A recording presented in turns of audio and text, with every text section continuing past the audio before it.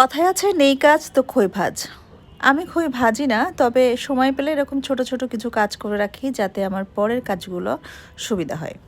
So আজকে একটা cake delivery দেওয়ার পরে তেমন কোনো হাতে কাজ ছিল না, তাই ভাবলাম আমার ফ্রিজে চকলেট টপার নেই, টপার শেষ। সো আমি কিছু টপার বানাই। তো যেভাবে সেই কাজ আমি চটজলদি ডার্ক চকলেট আর হোয়াইট চকলেটের কিছু টপার বানিয়ে নিয়েছি সুন্দর সুন্দর, যাতে আমার পরে চকলেট কেক বা যে কোনো কেক বানাতে সুবিধা হয়।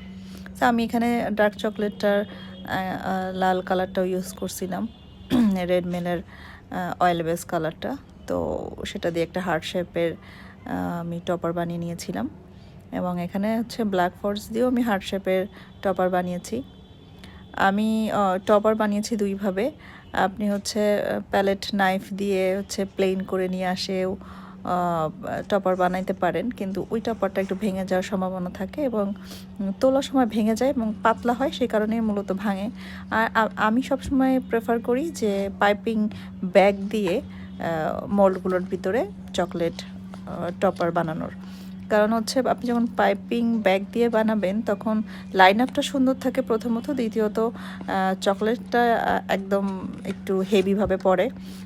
তো এই জন্য হচ্ছে চকলেটটা ওঠানোর সময় আর টপারগুলো ভাঙে না, দেখতেও সুন্দর লাগে আর রিস্ক কম থাকে। তো আমি প্রেফার করি পাইপিং ব্যাগ দিয়েই হচ্ছে টপার বানানোর।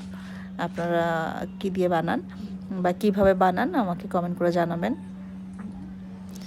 এই যে আমার ফ্রিজে 5 মিনিট আমি রেখে দিয়েছিলাম টপারগুলো সেট হইতে।